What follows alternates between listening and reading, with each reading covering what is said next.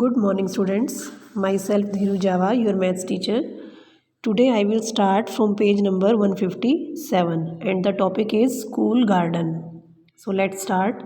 The students of class 3rd and 4th thought of making a vegetable garden. अब class 3rd और 4th के जो students हैं उन्होंने एक वेजिटेबल गार्डन बनाने के लिए सोचा. They chose a place which looked like this. उन्होंने एक जगह भी सिलेक्ट कर ली जो कि ऐसी दिखती थी जैसे कि आप पिक्चर में देख रहे हो बेटा. तो गार्डन 1 है, इधर गार्डन 2 है और जो बीच में थोड़ा सा पोर्शन क्या है वो पाथ का है. तो उन्होंने इस टाइप से ये प्लेस चुना है. Students of both the classes thought that garden 1 was बिगर. अब दोनों क्लासेस के स्टूडेंट्स ने सोचा कि जो गार्डन 1 है वो बड़ा है. So both wanted to take garden 1. इसीलिए दोनों में से हर एक चाहता था कि हमें गार्डन 1 मिल जाए. Suddenly Neetu said. अचानक से नीतू ने कहा, I think both gardens are equally big. अब नीतू सोचती है कि मुझे लगता है कि दोनों गार्डन्स कैसे हैं, बिल्कुल बराबर बराबर बड़े हैं. Quite possible, let us find out if you are right. वो कहते चलो हम देखते हैं, हो सकता है कि दोनों इक्वल हो, लेकिन चलो हम पहले इसको चेक करते हैं कि तुम सही हो. अब देखो क्वेश्चन क्या है बेटा नीचे. How will Neetu find out if the two gardens are equally big. अब नीतू को कैसे पता चला कि दोनों गार्डन्स जो हैं वो बराबर से बड़े हैं, भी दोनों इक्वल हैं. तो कैसे उसको मेज़र करेगी ये.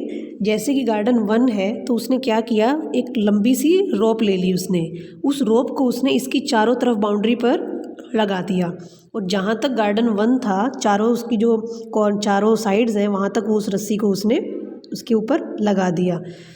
तो फिर वहाँ से उसको कट कर दिया. फिर उसने उसकी बाउंड्री को मेज़र कर लिया. सेम ऐसे ही उसने गार्डन 2 की जो चारों बाउंड्रीज़ हैं बेटा उस तरफ उसने रोप को उसके चारों तरफ रखा और फिर उसकी लेंथ को उसने मेज़र कर लिया कि गार्डन 2 की लेंथ कितनी है. तो इस तरह से उसको पता चल गया कि गार्डन 1 और गार्डन 2 की जो लेंथ ऑफ बाउंड्री है वो सेम है. तो देखो मैंने यहाँ नीचे इसका आंसर भी लिखा है, आप भी अपनी नोटबुक के अंदर ऐसे ही इसको यहाँ लिख देंगे. Using a long rope along the boundary of gardens and measure the length of boundaries of both the gardens and she find that the two gardens are equal. ठीक है. अब आप देखिए बेटा नेक्स्ट पेज पर एक एक्टिविटी है. First question है, देखिए बेटा इसमें यहाँ पर आपको एक पिक्चर भी दिखाई दे रही है.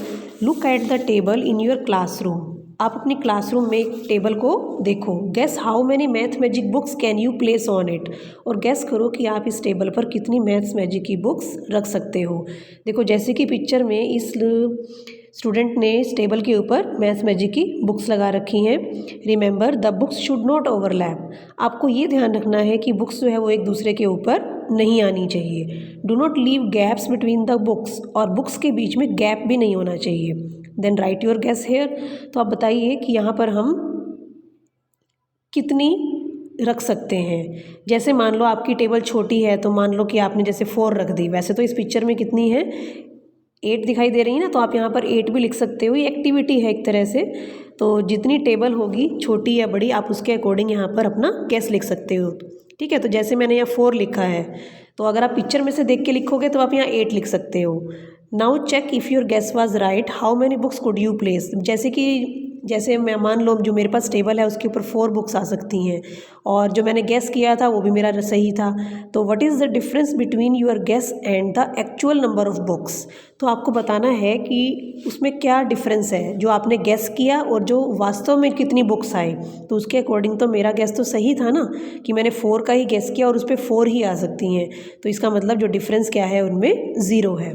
ठीक है. तो नीचे 2nd और 3rd भी बेटा एक ऐसी ही एक्टिविटी है जो आपको अपने आप करनी है. अब आप देखिए नेक्स्ट पेज पर आपको जो 4th क्वेश्चन है यहाँ पर एक स्केयर्ड शीट है, उसके अंदर आपको कुछ लीव्स की पिक्चर दिखाई हुई है. Which is the biggest leaf in this picture.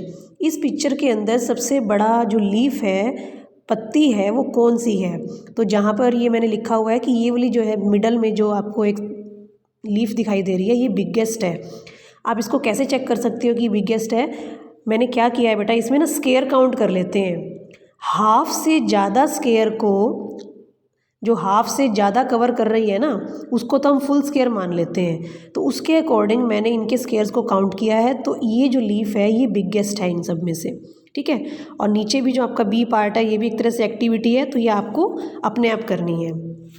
अब देखिए बेटा नेक्स्ट पेज पर, page number 160, how many small squares of size 1 centimetre are there in this big green square. आपको यहाँ पर एक स्क्वेयर है गिवन ग्रीन कलर का, इसके अंदर आपको कुछ बॉक्सेस दे रखे हैं 1 सेंटीमीटर के। आपको बताना है कि ये छोटे छोटे स्क्वेयर्स हैं वो कितने हैं, तो आप इनको काउंट कर सकते हो। ये टोटल कितने हैं बेटा, 36। बी पार्ट देखिए, can you think of a faster way to know the total number of small squares without counting each. अब ये कह रहे हैं कि आप इनको काउंट करने की बजाय, ये जो हमने स्क्वेयर्स काउंट किए हैं कि ये 36 हैं, इनको अगर हम वैसे काउंट ना करें कि क्या कोई फास्टर तरीका है जिससे कि आपको जल्दी से पता लग जाए कि इसमें टोटल नंबर ऑफ स्क्वेयर्स कितने हैं। तो देखो मैं आपको यहाँ पर एक बताती हूँ ट्रिक, कौन सी ट्रिक है। तो सबसे पहले आप ऊपर फर्स्ट रो में देखिए कितने स्क्वेयर्स हैं, 6। और फर्स्ट कॉलम वर्टिकल साइड में देखिए, इस पहले कॉलम में ऊपर से नीचे की तरफ जो पहला कॉलम है इसमें भी कितने हैं स्क्वेयर्स, 6।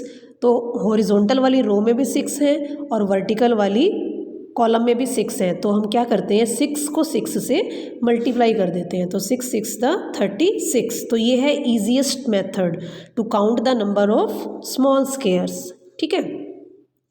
6th क्वेश्चन देखिए, guess how many squares of 1 centimetre can fill this blue rectangle. अब देखो, अब हमें इस ब्लू बॉक्स में, ब्लू रेक्टेंगल में आपको ये काउंट करने हैं कि 1 सेंटीमीटर के कितने कितने स्क्वेयर हैं। अब आप इसमें देखिए, मैंने यहाँ पर एरो लगाकर शो किया हुआ है कि इस कॉलम में, ये जो ऊपर की तरफ मैंने एरो लगाया हुआ है, यहाँ पर कितने स्क्वेयर्स हैं, 4। तो इसको बोलते हैं कॉलम।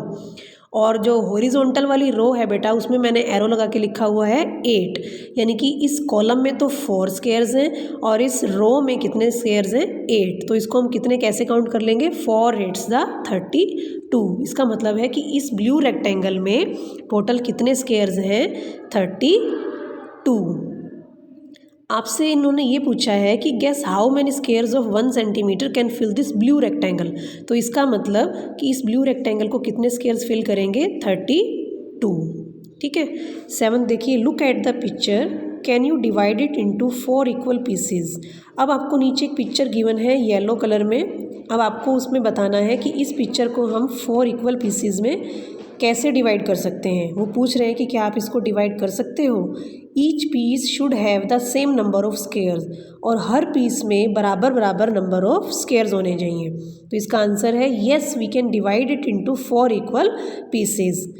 अगर आप इसको काउंट करोगे बेटा तो ये कितने स्क्वेयर्स हैं, 12। और ये पूछ रहे हैं कि 12 स्क्वेयर्स को क्या आप 4 बराबर बराबर पीसीज में डिवाइड कर सकते हो।